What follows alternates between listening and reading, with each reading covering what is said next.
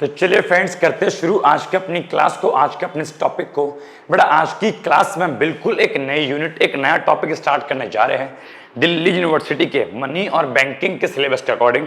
आज हम स्टार्ट करेंगे यूनिट नंबर 2, जिसका नाम है financial institution, market instrument and financial innovation.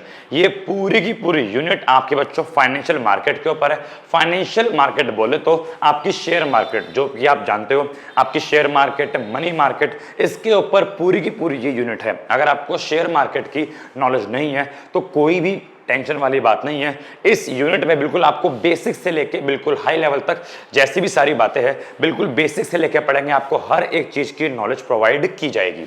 अगर हम देखें तो इस टॉपिक नंबर 2 में या फिर यूनिट नंबर 2 में हमारे बुक के अकॉर्डिंग या फिर इन सभी रीडिंग्स के अकॉर्डिंग, ये अलग अलग राइटर की रीडिंग्स है, तो इन सभी के अकॉर्डिंग जो टॉपिक नंबर 1 हमारा स्टार्ट होता है आपके यूनिट नंबर 2 में, सबसे पहला टॉपिक उसका नाम है ट्रांजैक्शन कॉस्ट। अब ये ट्रांजैक्शन कॉस्ट क्या होता है, आइए इस टॉपिक को समझने का प्रयास करते हैं। देखो भाई साहब, अगेन बोला मैंने कि ये पूरी की पूरी जो यूनिट है वो शेयर मार्केट के ऊपर है, फाइनेंशियल मार्केट के ऊपर है, ठीक है। शेयर डिबेंचर बॉन्ड ये सब आप लोग जानते होंगे, इसी के ऊपर हम चर्चा करते हैं।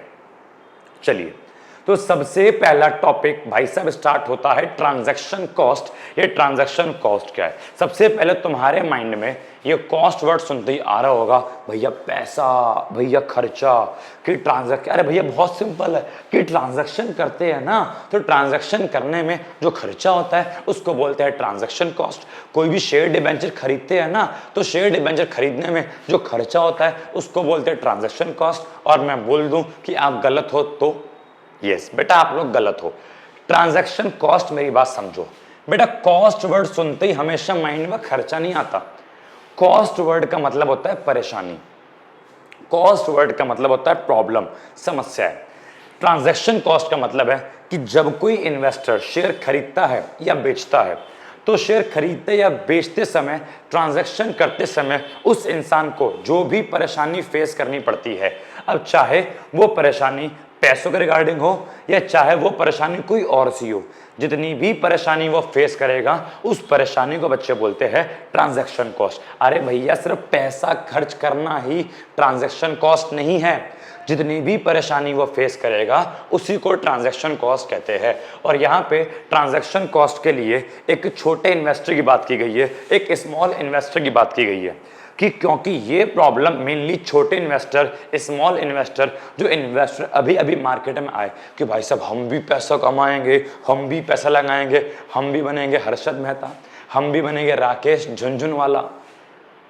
तो छोटे छोटे इन्वेस्टर जब मार्केट में एंटर होते हैं, ठीक है, कि हम भी अमीर बनेंगे, और वो जब एंटर होते हैं पैसा कमाने के लिए, शेयर मार्केट में ट्रेडिंग करने के लिए, तो उन्हें प्रॉब्लम आती है, उसी को बोलते हैं ट्रांजैक्शन कॉस्ट। अब उन्हें कैसी प्रॉब्लम आती है, इन सभी प्रॉब्लम्स को पढ़ते हैं और उनका सॉल्यूशन क्या है इसको भी जानने का ट्राई करेंगे, ठीक है। तो एग्जाम्पल के तौर पर समझते हैं कि भाई साहब मान लो एक छोटू सा, एक प्यारा सा इन्वेस्टर है, ठीक है, ये एक स्मॉल इन्वेस्टर है, छोटा सा इन्वेस्टर है, और इस इन्वेस्टर का बच्चों नाम है गोलू। क्या नाम है? गोलू। अब गोलू वर्ड सुनते ही कि बच्चा माइंड, बेटा बच्चा ने थोड़ा बड़ा सा है, इन्वेस्टर है, ठीक है, 18-20 साल का इन्वेस्टर है और इसका नाम है गोलू।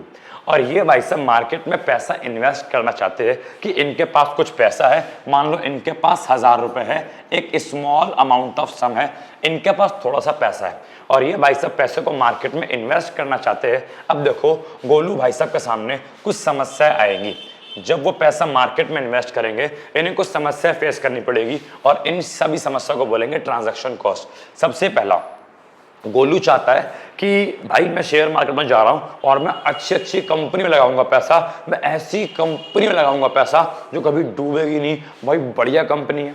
तो गोलू भाई साहब अच्छी अच्छी कंपनी को देखा, गोलू का माइंड में आया रिलायंस कंपनी अच्छी है, टाटा कंपनी अच्छी है, भाई रिलायंस में लगाएंगे पैसा, टाटा में लगाएंगे पैसा, 1000 रुपए है, चलो लगाते हैं पैसा। और जैसे ही गोलू भाई साहब रिलायंस या टाटा में पैसा लगाने गए, बिकॉज रिलायंस और टाटा ऐसी कंपनी है जिन पर विश्वास किया जा सकता है और जिन पर लोग विश्वास करते हैं कि इनमें लगाया हुआ पैसा डूबेगा नहीं, यहाँ से पैसा बढ़ के ही मिलेगा। तो सेम गोलू भाई साहब ने कंपनी चुनी, अच्छी रिलायंस चुनी, टाटा चुनी, हम इसमें लगाएंगे पैसा। लेकिन इस भाई साहब के पास केवल 1000 रुपए है और जो बड़ी बड़ी कंपनी है, अच्छी अच्छी कंपनी है, उनके शेयर का दाम होता है महंगा। तो पहली समस्या इनको ये फेस करने को मिली कि 1000 रुपए काफी कम अमाउंट है और ये उस अमाउंट से बड़ी बड़ी कंपनी के ज्यादा शेयर्स नहीं खरीद सकते। ये अच्छी अच्छी कंपनी के, जिनको बच्चों शेयर मार्केट की लैंग्वेज में बोलते हैं ब्लू चिप कंपनी। बेटा ब्लू चिप कंपनी वो कंपनी होती है जो काफी बड़ी बड़ी कंपनी होती है, काफी अच्छी अच्छी कंपनी होती है, जिनकी पास्ट परफॉर्मेंस काफी अच्छी होती है, जो काफी अच्छा प्रॉफिट कमाती है, उनको बोलते हैं ब्लू चिप कंपनी। तो गोलू भाई साहब अल्टीमेटली ब्लू चिप कंपनी में पैसा लगाने वाले थे, लेकिन बेचारे को 1000 रुपए इन्वेस्ट करेगा तो उसको 1 या 2 शेयर्स ही मिल पाएंगे, बिकॉज ऐसी कंपनी के शेयर्स महंगे होते हैं। अगर रिलायंस की बात करूं तो रिलायंस का शेयर भी महंगा है, टाटा का शेयर भी महंगा है, भाई साहब को केवल 1 या 2 शेयर्स ही मिल पाएंगे। तो यहाँ पे पहली परेशानी कि हमारा एक छोटा सा इन्वेस्टर, स्मॉल इन्वेस्टर डिमोटिवेट हो गया कि यार मैं तो सोचा था अमीर बनूंगा, यार मैं तो सोचा था पैसा कमाऊंगा, मेरे को तो बस 2 शेयर मिले, बस 1 शेयर मिला, अब ये इस 1 या 2 शेयर में मैं कैसे अमीर बनूंगा। समझ में आ गया। तो हमारे छोटे इन्वेस्टर को सबसे पहली समस्या ये फेस करनी पड़ती है कि बड़ी बड़ी कंपनी में अगर वो इन्वेस्ट करना चाहता है तो उसके पास इतना अमाउंट नहीं होता कि वो बहुत सारे शेयर खरीद सके, तो उसको काफी लेस नंबर ऑफ शेयर मिलते हैं और लेस नंबर ऑफ शेयर मिलने की वजह से, लेस नंबर ऑफ शेयर्स मिलने की वजह से ये हमारा जो इन्वेस्टर है ये बेचारा डिमोटिवेट हो जाता है। समस्या नंबर 1। और तो और अगर वो चलो मान लो उन्होंने शेयर्स खरीद लिए तो इसके साथ साथ शेयर्स के साथ साथ इस भाई साहब को ब्रोकरेज फीस भी पे करनी पड़ेगी। जो शेयर्स खरीदेगा उसका कुछ परसेंटेज, 1%, 2% या 0 पॉइंट समथिंग कुछ परसेंट इसको ब्रोकरेज फीस भी पे करनी पड़ेगी। तो ये बेचारा और डिमोटिवेट हो गया कि शेयर्स भी कम मिले, अब शेयर्स के ऊपर ब्रोकरेज फीस भी पे करो। अब आधे बच्चे जो लेक्चर देख रहे हैं ये बोल रहे हैं ये ब्रोकरेज फीस क्या होता है। बेटा जब शेयर्स खरीदते हैं या बेचते हैं तो जिस प्लेटफॉर्म के माध्यम से, जिस भी एप्लीकेशन के माध्यम से आप शेयर्स खरीदते हो या बेचते हो तो उसको ब्रोकरेज फीस पे करनी पड़ती है, क्योंकि वो एप्लीकेशन के माध्यम से आपकी ट्रांजैक्शन करना आसान हो गया। तो वो एप्लीकेशन कुछ फीस चार्ज करता है जिसको बोलते हैं ब्रोकरेज फीस, तो वो भी पे करनी पड़ेगी। ये डिमोटिवेट हो गया कि शेयर्स भी कम मिले, ब्रोकरेज फीस भी पे करनी पड़ रही है। तो भाई साहब की परेशानी नंबर 1। अब भाई साहब ने ट्राई किया या भाई साहब ने बोला कि नहीं, अब मैं छोटी कंपनी के शेयर खरीदूंगा, मैं ऐसी कंपनी के शेयर खरीदूंगा जिसके शेयर सस्ते हो और मेरे को ज्यादा मिल जाए। तो भाई साहब ने छोटी कंपनी के शेयर्स खरीदने का ट्राई करा। जैसे कि तो अगर बात करें मैंने उसको बोला लेस वैल्यूड कंपनी, कि भाई साहब ने बोला मैं तो लेस वैल्यूड कंपनी के शेयर खरीदूंगा। लेकिन अब यहां पे समस्या है, लेस वैल्यूड कंपनी के शेयर्स खरीदेगा तो उसको मोर नंबर ऑफ शेयर्स तो मिल जाएंगे, मतलब इसको शेयर्स अधिक तो मिल जाएंगे। लेकिन यहाँ पे इसको समस्या ये फेस करनी पड़ेगी कि भाई साहब मैं ऐसी कंपनी ढूंढूं कैसे, ये छोटी छोटी कंपनी है, मुझे इनके फ्यूचर के बारे में नहीं पता, ये कैसा कमा के देंगी, इनकी परफॉर्मेंस के आधार पे मैं इनको जज नहीं कर पा रहा। और बहुत सारी कंपनी है भाई, तो रिलायंस और टाटा कंपनी ढूंढने की नीड नहीं है। अगर मैंने बोला अच्छी कंपनी रिलायंस और टाटा, लेकिन मैंने बोला कोई छोटी कंपनी के शेयर चाहिए, तो इस व्यक्ति को, गोलू को, उन छोटी कंपनी के बारे में रिसर्च करनी पड़ेगी, उन छोटी कंपनी के बारे में सोचना पड़ेगा, उन छोटी कंपनीज को ढूंढना पड़ेगा कि कौन सी कंपनी अच्छी है, कौन सी कंपनी बेकार है, उनके अकाउंट्स चेक करने पड़ेंगे, उनका फ्यूचर प्रोस्पेक्टस चेक करना पड़ेगा, उनका गोल चेक करना पड़ेगा। और बेचारे गोलू के लिए जो मार्केट में नया नया आया है, ये काम बहुत ही ज़्यादा मुश्किल वाला पड़ जाएगा, इसके लिए ये काम बहुत ही डिफिकल्ट हो जाएगा, इसके लिए ये काम बहुत ही टीडियस हो जाएगा, जिसकी वजह से गोलू हमारा अगेन परेशान हो गया कि मैं छोटी कंपनी ढूंढूं कैसे, उसको ढूंढना काफ़ी मुश्किल है, मुझे छोटी कंपनी नहीं मिल रही जिसमें पैसा इन्वेस्ट कर सकूं, कि अच्छी कंपनी में इन्वेस्ट करूँ तो अच्छी कंपनी, छोटी कंपनी नहीं मिल रही जिसके अंदर पैसा मैं इन्वेस्ट करूँ। तो हमारा बंदा यहाँ भी परेशान हो गया। और गोलू ने बोला कि यार छोड़ो यार, बड़ी कंपनी के शेयर कम मिलते हैं, छोटी कंपनी को ढूंढना बहुत ही मुश्किल है, खरीदूं या ना खरीदूं, कहीं डूब, भाई छोटी कंपनी है कहीं डूब ना जाए, मेरा पैसा डूब ना जाए। गोलू ने बोला कि नहीं भाई, मैं तो एक काम करूंगा, मैं तो पैसा जो है अपने बॉन्ड्स में इन्वेस्ट करूंगा। भाई साहब, गोलू भाई साहब का बॉन्ड खरीदने में बैंड बच जाएगा, क्योंकि 1000 रुपए का बॉन्ड नहीं आता, गोलू भाई साहब का बॉन्ड खरीदने में बैंड बज जाएगा। भाई साहब 1000 रुपए के अंदर कोई बॉन्ड नहीं आता। बॉन्ड का अमाउंट महंगा होता है। बॉन्ड जो है काफी महंगे महंगे होते हैं। हजार का तो बॉन्ड आता ही नहीं है। 10 हजार, 5 हजार। अगर आप 1 ग्राम के गोल्ड का बॉन्ड भी लोगे, अगर 1 ग्राम का आप गोल्ड बॉन्ड भी लोगे, 1 ग्राम का, वो भी आपको 5000 का मिलेगा। अब बाकी बच्चे बोल रहे भैया बॉन्ड क्या होता है, तो बेटा आप बस इतना समझ लो, जिस प्रकार शेयर्स होते हैं उसी प्रकार बच्चों बॉन्ड भी होते हैं। ठीक है, ज्यादा डीप में नहीं जाना, मैं शेयर मार्केट नहीं पढ़ा रहा, मैं इकोनॉमिक्स पढ़ा रहा हूं, तो उतनी ही बातें बताऊंगा जितनी बातें आपको नीड है। तो बॉन्ड भी शेयर्स की तरह उसका भाई होता है, लेकिन बस ये मान लो बॉन्ड थोड़े महंगे होते हैं। तो बॉन्ड जो है 5000 का, 10,000 का मिलेगा, और गोलू के पास इतना पैसा नहीं है कि ये बॉन्ड खरीद सके, क्योंकि बॉन्ड काफी एक्सपेंसिव होते हैं। अब बताओ, क्या हमारा गोलू भाई साहब शेयर मार्केट में इन्वेस्टमेंट करना छोड़ दे कि यार शेयर मार्केट तो बेकार है, भाई मेरे बस की नहीं है, मेरे लिए तो वही ऑप्शन ठीक है, क्या कि अपना पैसा जमा, कि गोलू बोलता है वही ऑप्शन ठीक है कि अपना पैसा जमा कर लूंगा सेविंग अकाउंट में, या फिर अपने पैसे की मैं करवा दूंगा एफडी। भाई हम छोटे लोग हैं, हमारे लिए तो सेविंग अकाउंट ठीक है, हमारे तो एफडी ठीक है। ये हमें बात पल्ले नहीं पड़ रही, बड़ी कंपनी छोटी कंपनी बॉन्ड वॉन्ड हमको पल्ले नहीं पड़ रहा, क्योंकि ये सारी परेशानी गोलू ने फेस करी। उस गोलू ने इन सभी परेशानियों को फेस करा, और इन्हीं सभी परेशानियों को बच्चों बोला गया ट्रांजैक्शन कॉस्ट। तो ट्रांजैक्शन कॉस्ट का मतलब होता है वो परेशानी जो एक स्मॉल इन्वेस्टर फेस करता है जब वो शेयर मार्केट में इन्वेस्टमेंट करना चाहता है, और एंड में आके वो सोचता है कि शेयर मार्केट हम जैसे स्मॉल इन्वेस्टर के लिए नहीं बनी। देन वो सोचता है हमारे लिए सेविंग ठीक है, एफडी ठीक है। अब बताओ, क्या ऐसे लोगों को शेयर मार्केट में इन्वेस्टमेंट करने का हक नहीं है? इनको भी शेयर मार्केट में इन्वेस्टमेंट करने का पूरा अधिकार है, लेकिन उसके लिए कुछ उपाय आप बताएं। ठीक है, इस व्यक्ति को जो भी प्रॉब्लम फेस हुई, इसके लिए कुछ सॉल्यूशन बताए, तो उस सॉल्यूशन को भी पढ़ेंगे। फिलहाल जो हमने प्रॉब्लम पढ़ी, आइए एक बार इन प्रॉब्लम्स को हम रीड आउट कर लेते हैं। तो क्या बोलता है, ट्रांजैक्शन कॉस्ट का बच्चों मतलब होता है, ट्रांजैक्शन कॉस्ट का मतलब होता है ऐसी कॉस्ट या ऐसी परेशानी जो एक स्मॉल इन्वेस्टर फेस करता है जब वो स्टार्ट करता है फाइनेंशियल मार्केट में इन्वेस्टमेंट करने के लिए। अब फाइनेंशियल मार्केट क्या है, तो फाइनेंशियल मार्केट बोल लो या शेयर मार्केट बोल लो, ये वो मार्केट है जहां पे सिक्योरिटीज को, बच्चों सिक्योरिटीज का मतलब है शेयर, डिबेंचर, बॉन्ड, और भी होती है बहुत सारी। तो जहां पे शेयर, डिबेंचर, बॉन्ड आदि को रीट्रेड करते हैं, खरीदा और बेचा जाता है। फाइनेंशियल मार्केट को सेकेंडरी मार्केट या इनडायरेक्ट मार्केट भी कहते हैं। अब यहाँ पे हम क्या कर रहे हैं, यहाँ पे आप एज्यूम कर रहे हैं कि मान लो आप एक न्यू इन्वेस्टर हो और आपके पास ना तो कोई पिछला एक्सपीरियंस है ट्रेडिंग करने का कि व्हाट टू इन्वेस्ट, क्या इन्वेस्ट करूं, कहां इन्वेस्ट करूं और कैसे इन्वेस्ट करूं, आपको नहीं पता। आपके पास कोई एक्सपीरियंस नहीं है, लेकिन आपके पास एक स्मॉल अमाउंट ऑफ सम है, आपके पास 1000 रुपए है और आप इसको शेयर मार्केट में इन्वेस्ट करना चाहते हो। तो देखो आपको कौन कौन सी प्रॉब्लम फेस करनी पड़ेगी। सबसे पहला, अगर आपने प्लान किया कि आप परचेस करेंगे एक वेल नोन लिस्टेड कंपनी के शेयर, लिस्टेड कंपनी माने क्या, एक बड़ी कंपनी, एक अच्छी कंपनी के शेयर। वैसे लॉ के अनुसार, कंपनी लॉ के अनुसार लिस्टेड कंपनी वो कंपनी होती है जो कि किसी भी स्टॉक एक्सचेंज पे लिस्ट होती है। ठीक है, किसी भी स्टॉक एक्सचेंज पे कोई कंपनी अगर लिस्ट है, उसका स्टॉक एक्सचेंज में नाम आता है, तो उसको बोलते हैं क्या, लिस्टेड कंपनी। तो क्या बोलता है कि सपोज कि आप किसी लिस्टेड कंपनी के, अच्छे कंपनी के, मान लो आप किसी एबीसी कंपनी के शेयर परचेज करना चाहते हो, जिस कंपनी की काफी अच्छी वैल्यू, काफी हाई वैल्यू है। अब यही से प्रॉब्लम होती है स्टार्ट।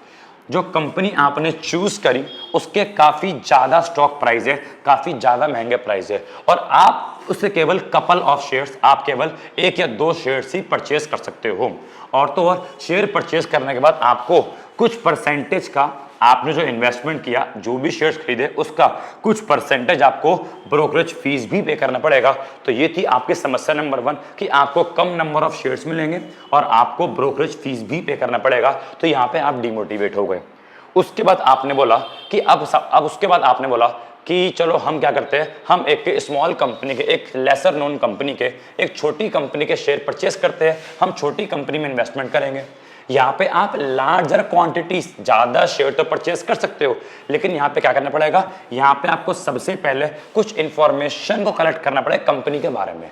आपको कंपनी के बारे में जानना पड़ेगा कि छोटी कंपनी है, वो लेसर नोन कंपनी है, तो उसके बारे में पहले रिसर्च करनी पड़ेगी कि कौन सी कंपनी अच्छी है, कौन सी कंपनी बेकार है, उसकी फ्यूचर ग्रोथ कैसी है, फायदा देगी या नहीं देगी, डूब तो नहीं जाएगी। और ऐसा करना आपके लिए काफी मुश्किल टास्क बन जाएगा। अगेन यहाँ पे आप डिमोटिवेट हो गए बिकॉज आप छोटी कंपनी भी ढूंढ नहीं पाए।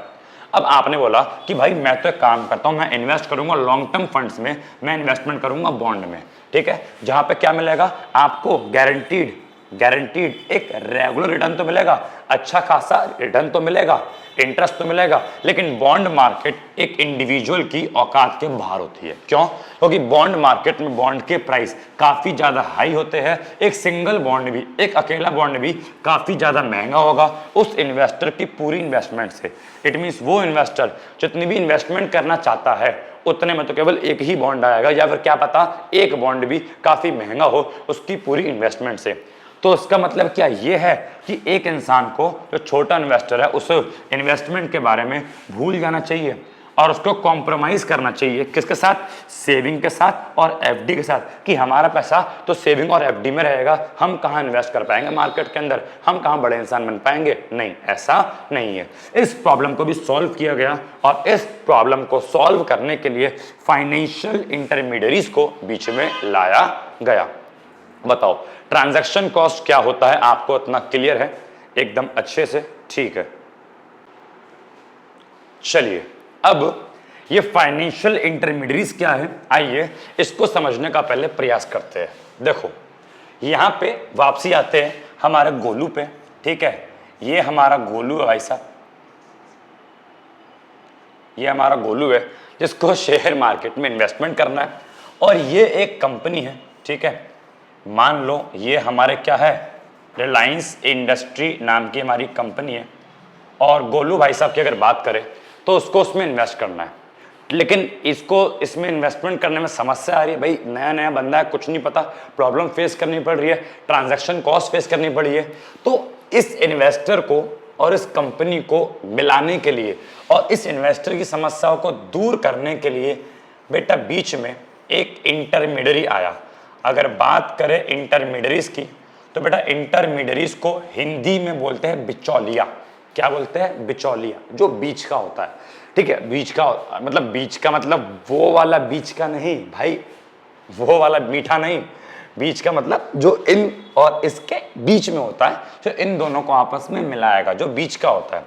इसको बोलते हैं अपन लोग, क्या बोलते हैं जी, इसको बोलते हैं फाइनेंशियल इंटरमीडियरीज, ठीक है। एग्जाम्पल के तौर पे आपने सुना होगा म्यूचुअल फंड कंपनीज। अब जो म्यूचुअल फंड कंपनीज होती है उसका काम क्या होता है? इस व्यक्ति की इन्वेस्टमेंट को इस कंपनी में लगाना, इस अपने म्यूचुअल फंड के माध्यम से। जो इन्वेस्टमेंट बैंक होते हैं वो भी करते हैं, आप इन्वेस्टमेंट बैंक को अपना पैसा दो और वो आपका पैसा कंपनी में लगा। इट मीन्स करना क्या है कि अब आपको सीधे कंपनी में नहीं लगाना पैसा, आप अपना पैसा इनको दो, फाइनेंशियल इंटरमीडियरीज को दो, म्यूचुअल फंड कंपनी को दो, इन्वेस्टमेंट बैंक को दो, और ये आपका पैसा इस कंपनी में लगाएंगे। तो इट मीन्स अब आपका पैसा सीधे कंपनी में ना जाके इस फाइनेंशियल इंटरमीडियरीज के माध्यम से आपका पैसा कंपनी में जाएगा और आपको जो भी समस्या हो रही थी वो समस्याएं ये फाइनेंशियल इंटरमीडियरीज सॉल्व कर देंगे। एग्जांपल के तौर पे म्यूचुअल फंड कंपनी हो गई, इन्वेस्टमेंट बैंक हो गई, किससे एग्जांपल है? ये फाइनेंशियल इंटरमीडियरीज के एग्जांपल है कि ये कंपनी आपकी समस्या को सॉल्व कर देंगे। तो इनको बोलते हैं फाइनेंशियल इंटरमीडियरीज, मतलब बिचौलिया, जो इन्वेस्टर और कंपनी के बीच में एक कनेक्शन बिठाता है, तो इनके बीच में बैठता है और दोनों के पैसों को इन्वेस्ट करवाता है। इतनी बात समझ में आती है आपको? ठीक है, तो जरा एक बार देखते हैं। तो यहाँ पे क्या लिखा है? Reduction of transaction cost by financial intermediaries. Financial intermediaries के माध्यम से ट्रांजैक्शन कॉस्ट को रिड्यूस किया जाता है, ठीक है। तो क्या बोलता है? फाइनेंशियल इंटरमीडिएट्स आए। क्यों आए? ताकि ट्रांजैक्शन कॉस्ट को रिड्यूस किया जा सके और वो हेल्प कर सके स्मॉल सेवर्स की, जो छोटे छोटे इन्वेस्टर है, जो छोटे छोटे सेवर्स है, छोटे छोटे बोरोवर्स है, वो उन छोटे छोटे लोगों की हेल्प करे। क्यों? इन मार्केट में एक्सेस करने के लिए, इट मींस इस मार्केट में पहुंचने के लिए, इस मार्केट में इन्वेस्टमेंट करने के लिए ये financial intermediates in small investor की, बोरोवर्स की हेल्प करेंगे। फाइनेंशियल इंटरमीडिएट्स ने 4 तरीके से इनकी हेल्प करी, या फिर मैं ऐसे भी बोल सकता हूं 4 तरीके से इनकी ट्रांजैक्शन कॉस्ट को, ट्रांजैक्शन कॉस्ट माने क्या? परेशानियों को। तो 4 तरीके से, 1 2 3 4 तरीके से इनकी परेशानियों को दूर किया। किसने? फाइनेंशियल इंटरमीडिएट्स ने। सबसे पहला काम किया इकोनॉमीज ऑफ स्केल।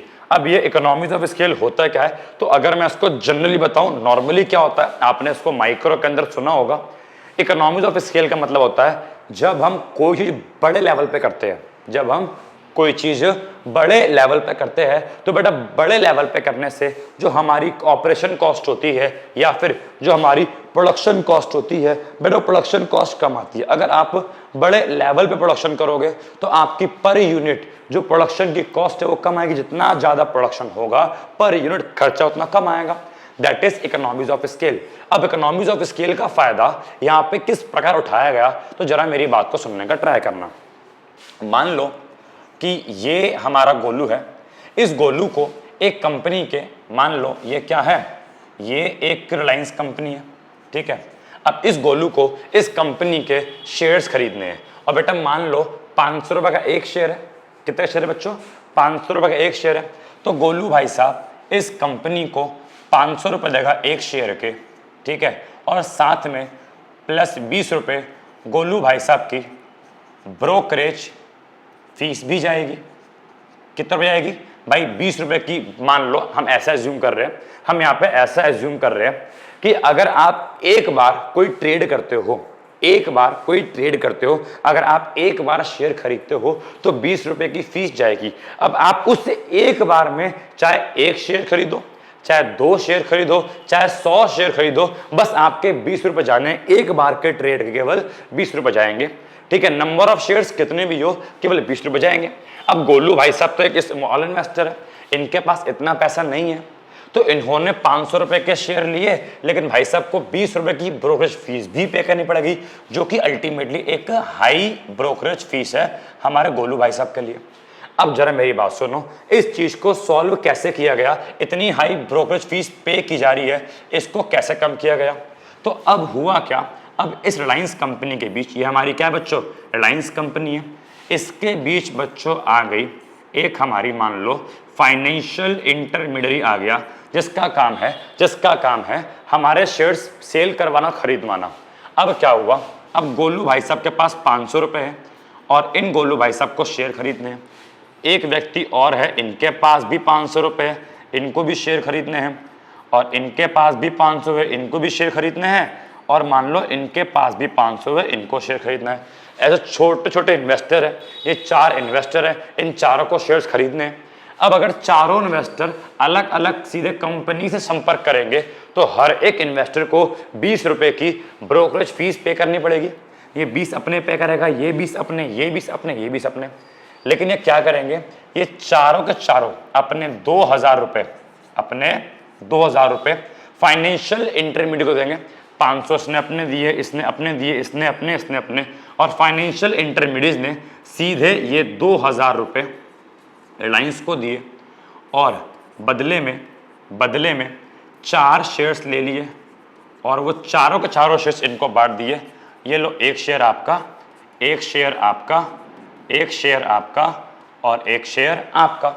अब जरा बताओ, इस फाइनेंशियल इंटरमीडिएट ने कितने रुपए की ब्रोकरेज फीस पे करी होगी? बेटा इसने भी केवल 20 रुपए की ही ब्रोकरेज फीस पे करी, क्योंकि अगर आप एक शेयर लो या बहुत सारे शेयर लो, आपको 20 रुपए ही पे करने पड़ रहे हैं, तो इसने भी 20 की फीस पे करी। और अब ये फीस जब इन चारों पे चार्ज करेगा तो इससे बोलेगा 5 रुपए आपकी ब्रोकरेज लगी, 5 रुपए आपकी लगी, ₹5 आपकी लगी और ₹5 ब्रोकरेज फीस आप। क्यों लगी 5-5 रुपए? क्योंकि 20 रुपए लगी इन चारों शेयर्स की मिला के। तो 5 इसकी, 5 इसकी, 5 इसकी, 5 इसकी। अब अकेले खरीदते तो भाई 20 पे करते। अब क्योंकि फाइनेंशियल इंटरमीडियरी के माध्यम से शेयर परचेस किया तो केवल 5-5 फीस रुपए पे करी, जिनकी क्या हो गया, जिसकी वजह से इनकी ब्रोकरेज फीस काफी कम हो गई। तो फाइनेंशियल इंटरमीडिएट ने इन स्मॉल इन्वेस्टर की सबसे पहली समस्या दूर करी कि ये बल्क में शेयर खरीद लेते हैं और बल्क में शेयर खरीदने की वजह से जो ब्रोकरेज फीस है वो काफी कम हो जाती है, बिकॉज काफी लोगों में वो ब्रोकरेज फीस डिवाइड हो जाती है और फिर हर एक स्मॉल इन्वेस्टर को इतना फर्क नहीं पड़ता। जब 20 रुपए पे कर रहा था तब फर्क पड़ रहा था कि ज्यादा है, 5 रुपए करेगा तो फर्क नहीं पड़ेगा। तो ये था आपका पहला पॉइंट, इकोनॉमिक्स ऑफ स्केल। बताओ पल्ले पड़ गया? तो होपफुली आपको पल्ले पहला पॉइंट पड़ गया होगा। क्या बोलता है? फाइनेंशियल इंटरमीडियरीज जैसे कि म्यूचुअल फंड कंपनी हो गए, इन्वेस्टमेंट बैंक वगैरह हो गए, ये क्या करते हैं, ये फंड को कलेक्ट करते हैं सभी इन्वेस्टर से to buy shares in bulk, ताकि बल्क में शेयर्स खरीदे। इससे क्या होता है, इससे ओवरऑल जो ट्रांजैक्शन कॉस्ट है या जो परेशानी है या जो ब्रोकरेज फीस है वो रिड्यूस हो जाती है, वो कम हो जाती है as compare to an investor. बेटा एन माने एक, अगर एक इन्वेस्टर खरीदता तो ज्यादा आता, लेकिन क्योंकि बल्क में इस कंपनी ने खरीद लिए तो ब्रोकरेज फीस काफी कम आई। ठीक है, एक इन्वेस्टर अगर सिंगल हैंडेडली मतलब खुद अकेला ट्राई करता और खरीदता, ठीक है, तो वो कुछ ही स्टॉक खरीद पाता और उसको ज्यादा ब्रोकरेज पे करना पड़ता। लेकिन इंटरमीडियरी के माध्यम से वो बहुत सारे शेयर्स एक ही बार में खरीदते हैं, जिसकी वजह से ब्रोकरेज फीस काफी कम होती है। होपफुली आपको पहला पॉइंट समझ में आ गया होगा। चलिए, तो अब आते हैं सेकंड पॉइंट पे, दैट इज डाइवर्सिफिकेशन। अब ये डाइवर्सिफिकेशन क्या है पहले समझते हैं, फिर रीडिंग करेंगे। चलिए आते सेकंड पॉइंट पे, डाइवर्सिफिकेशन। अब सुनो, ये हमारा गोलू है, वापसी आओ देखो कितना प्यारा गोलू, कितना स्वीट सा सुंदर सा हमारा ये गोलू है, जिसको ये लहर मार रहा है, ऐसे ऐसे कर रहा है। भाई इन्वेस्टमेंट हो रही है ना, ब्रोकरेज फीस कम जा रही है, बंदा खुश है। अब ये हमारा गोलू है, इस गोलू भाई साहब के माइंड में सेकंड बात ये आई कि भाई साहब मान लो इसके पास मात्र 500 रुपए है इन्वेस्टमेंट करने के लिए। ठीक है, इस गोलू भाई साहब के पास 500 रुपए इन्वेस्टमेंट करने के लिए। अब ये बोल रहे हैं यार बस 500 रुपए है यार, 500 में तो मैं अच्छी कंपनी का केवल एक ही शेयर खरीद पाऊंगा। लेकिन नहीं, मैं तो चाहता हूं कि 500 रुपए में बहुत सारी कंपनी में लगाऊं, कुछ रुपए इसमें कुछ इसमें, कि 500 रुपए टोटल मैं बहुत सारी कंपनी में लगाऊं। क्या ऐसा पॉसिबल है? ऐसा पॉसिबल अगर गोलू खुद इन्वेस्टमेंट करेगा तो पॉसिबल नहीं है। वो किसी कंपनी का शेयर खरीदेगा, अच्छी कंपनी का शेयर खरीदेगा तो 500 में उसको एक ही शेयर मिल पाएगा, तो ऐसा तो पॉसिबल नहीं है। तो इसके लिए क्या हुआ, इसके लिए आई म्यूचुअल फंड कंपनीज। गोलू क्या करेगा, गोलू अपने इस 500 रुपए को इस फाइनेंशियल इंटरमीडियरी को, मान लो हमने कैसे एग्जांपल लिया, हमने बच्चों एग्जांपल लिया म्यूचुअल फंड कंपनी। गोलू इस 500 रुपए को इस म्यूचुअल फंड कंपनी को देगा और बोलेगा कि लो कंपनी, ये लो मेरे 500 रुपए और बड़ी बड़ी कंपनी में लगा दो। देख रहे हो 500 रुपए देखा चौड़ा हो रहा है, ये भी बनेगा हर्षद मेहता, राकेश झुनझुनवाला, नालायक कहीं का गोलू, स्वीट सा बच्चा। अब इस गोलू बच्चे ने 500 रुपए म्यूचुअल फंड कंपनी को दिए और बोलता है ये लो मेरे 500 रुपए बड़ी बड़ी कंपनी में लगा दो। म्यूचुअल फंड कंपनी ने भी क्या करा, गोलू के 500 रुपए लिए और 500 रुपए को देश की बड़ी बड़ी कंपनी में, देश की बड़ी बड़ी कंपनी में लगा दिया। रिलायंस इंडस्ट्री में गोलू के 500 रुपए लगा दिए, टीसीएस टाटा कंसल्टेंसी सर्विस में 500 रुपए लगा दिए, इन्फोसिस में कुछ पैसा लगा दिया, आईसीआईसीआई में कुछ पैसा लगा दिया, आईआरसीटीसी कंपनी में कुछ पैसा, और भी बहुत सारी कंपनी है। गोलू के 500 रुपए मान लो 100 रुपए इसमें, 100 रुपए इसमें, 100 रुपए इसमें, 100 रुपए इसमें, 100 रुपए ऐसे लगा दिए। अब बोलोगे भैया रिलायंस का तो शेयर इतना महंगा है, रिलायंस का शेयर तो उतना महंगा है, ये 100 रुपए कैसे लगा दिए? तो भाई ये म्यूचुअल फंड कंपनी वाले लगा देते हैं। ठीक है, म्यूचुअल फंड कंपनी वाले भाई इनके पास बहुत सारे कस्टमर होते हैं ना, तो सबका कुछ कुछ पैसा लेके एक शेयर का पैसा बन जाता है और एक शेयर उनका जो है वो ले लेते हैं और उस शेयर से जो भी इनकम आती है वो उन सब में डिवाइड कर देते हैं। एग्जाम्पल के तौर पे मान लो रिलायंस का 1000 रुपए का शेयर है, एज्यूम कर लो 1000 रुपए का शेयर है। गोलू भाई साहब के रिलायंस में कितना लगाए, गोलू भाई साहब के रिलायंस में लगाए 100 रुपए। अब भाई इस कंपनी के पास और भी तो कस्टमर हो गए, इस म्यूचुअल फंड कंपनी के पास और भी तो कस्टमर हो गए जिन्होंने बोला होगा हमारा पैसा बड़ी बड़ी कंपनी में लगा दो। तो बाकी जो 900 रुपए शेयर्स के लिए चाहिए, 1000 का शेयर है, 100 तो गोलू से आ गए, जो बाकी 900 रुपए शेयर्स के लिए चाहिए वो अलग अलग कस्टमर से ले लिया और कुल 1000 रुपए हो गए और 1000 रुपए में से रिलायंस का शेयर इस कंपनी ने खरीद लिया। अब उस रिलायंस के शेयर पे जो भी प्रॉफिट होगा वो उन 10 लोगों के बीच बांट दिया जाएगा। देखो आप कॉमर्स के बच्चे हो, आप बीकॉम वगैरह कर रहे हो, बीए वगैरह कर रहे हो, जो मैं आपको कहना चाह रहा हूं आप समझ पा रहे होंगे। अगर नहीं समझ पा रहे तो बस इतना जान लो कि म्यूचुअल फंड कंपनी में आप अगर 500 रुपए भी दोगे तो इनके पास ऐसी स्कीम होती है, इनके पास ऐसी टेक्निक होती है कि वो 500 रुपए आपके बड़ी बड़ी, बस मात्र 500 रुपए आपकी बड़ी बड़ी कंपनी में टुकड़ों में इन्वेस्ट कर देंगे। मान लो 100 यहां लगा दिए, ठीक है, मान लो आपके 100 यहां लगा दिए, अब वो लगा कैसे दिए वो इनके ऊपर है, कैसे लगा दिए, मान लो 100 यहां लगा दिए, 100 यहां और 100 रुपए यहां लगा दिए। अब गोलू खुश हो गया। गोलू 500 में पहले केवल एक शेयर खरीद पाता, एक कंपनी में लगाता पैसा, अब गोलू ने वो 500 रुपए देश की अलग अलग बड़ी बड़ी कंपनी में लगा दिए और इसी चीज को बोला गया डाइवर्सिफिकेशन। तो म्यूचुअल फंड कंपनीज या फाइनेंशियल इंटरमीडियरीज डाइवर्सिफिकेशन भी प्रोवाइड करते हैं। अगर एग्जाम्पल के तौर पर बात करूं तो जैसे कि मैं इन्वेस्टमेंट करता हूं शेयर मार्केट पे, ठीक है, मैं इन्वेस्टमेंट करता हूं, रियल में झूठ नहीं बोल रहा तो ये एक blue chip fund direct growth, आपके सामने मैंने एक म्यूचुअल फंड कंपनी खोल रखी है जिसका नाम है Kotak blue chip fund direct growth. अब यहाँ पे मैं अपने अमाउंट लिखूंगा और मैं यहाँ पे 100 रुपए 500 रुपए जो है लगा सकता हूँ, ठीक है, 500 रुपए से मैं इन्वेस्टमेंट 100 रुपए से इन्वेस्टमेंट कर सकता हूँ। अब मान लो मैंने 500 रुपए लगाया तो देखो ये कोटक ब्लू चिप वाले मेरा पैसा कौन कौन सी कंपनी में लगाएंगे, तो देखो यहाँ पे आ गई होल्डिंग कि जो मेरा पैसा होगा ये इन सभी कंपनी में लगाया जाएगा। जो मात्र 500 रुपए का कुछ हिस्सा कहाँ जाएगा, आईसीआईसीआई बैंक में, कुछ हिस्सा कहाँ जाएगा, रिलायंस इंडस्ट्री में, एचडीएफसी बैंक में, इन्फोसिस में, एलएनटी में, एक्सिस बैंक में, मारुति सुजुकी में, बहुत सारी कंपनी है, सी और बहुत सारी कंपनी में मेरा मात्र 500 रुपए मेरे इतनी सारी अलग अलग कंपनी में एक बार में लगा दिए जाएंगे। तो ये फाइनेंशियल इंटरमीडियरीज हमारे स्मॉल इन्वेस्टर को डाइवर्सिफिकेशन भी प्रोवाइड करती है। तो यहाँ पे क्या लिखा है, आइए इसको भी एक बार अपन लोग पढ़ लेते हैं। तो यहाँ पे लिखा है financial intermediaries provides diversification option, ठीक है, mutual fund is the best example of this.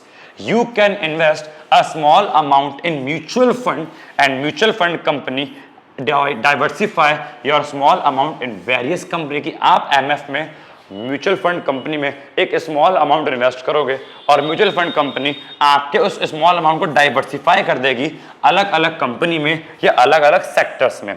Example के तौर वही एग्जाम्पल आ गया, अगर आप 500 रुपए Kotak blue chip fund direct growth जो कि अभी मैंने आपको दिखाया ये वाला, ठीक है, कि अगर आप 500 रुपए मान लो इसके अंदर भी आप इन्वेस्ट करते हो तो ब्लू चिप क्या आ गया, ब्लू चिप माने क्या, देश की बड़ी बड़ी कंपनी। ब्लू चिप कंपनी कौन सी होती है, देश की बड़ी बड़ी कंपनी।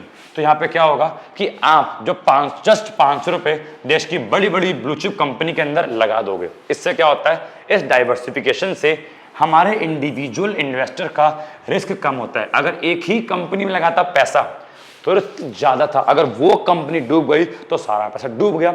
लेकिन अब हमारे इन्वेस्टर ने 5-5 कंपनी में 10-10 कंपनी में लगाया है पैसा, अगर एक दो डूब भी गई तो बाकी कंपनी तो जिंदा है, इट मींस रिस्क थोड़ा कम हो गया, ठीक है। और तो और उस इन्वेस्टर को बेटर ऑफ, इट मींस क्या, उस इन्वेस्टर को ये चीज अच्छी भी लगी कि जस्ट मैंने 500 रुपए देश की बड़ी बड़ी कंपनी में लगा दिए। तो ये था आपका क्या, डाइवर्सिफिकेशन ऑप्शन। तो इस दो तरीके से हमने एक स्मॉल इन्वेस्टर की परेशानी को, ट्रांजैक्शन कॉस्ट को कम किया या फिर दूर किया। चलिए तीसरा, एक्सपर्टाइज। ये फाइनेंशियल इंटरमीडियरीज तीसरी चीज और लेके आए हमारे स्मॉल इन्वेस्टर के लिए, expertise knowledge. In financial intermediate को पता है कि जो हमारा स्मॉल इन्वेस्टर है उसको इतनी ज्यादा एक्सपर्ट नॉलेज शेयर मार्केट की नहीं है, वो इतना ज्यादा शेयर मार्केट में नहीं जानता। तो फाइनेंशियल इंटरमीडिएट क्योंकि टेक्नोलॉजी में काफी आगे है, इनके पास ये बड़ी बड़ी कंपनी, म्यूचुअल फंड कंपनी है, इन्वेस्टमेंट बैंक है, ये क्या है, फाइनेंशियल इंटरमीडिएट। इनके पास भाई सब बड़े बड़े कंप्यूटर है, इनके पास अच्छे अच्छे लोग बैठे हुए हैं, इनके पास सीए बैठे हुए हैं, इन्वेस्टमेंट बैंकर बैठे हुए हैं, जो पूरे दिन शेयर मार्केट में ही इन्वेस्टमेंट करते हैं, जो पूरे दिन शेयर मार्केट को ही ऑब्जर्व करते हैं।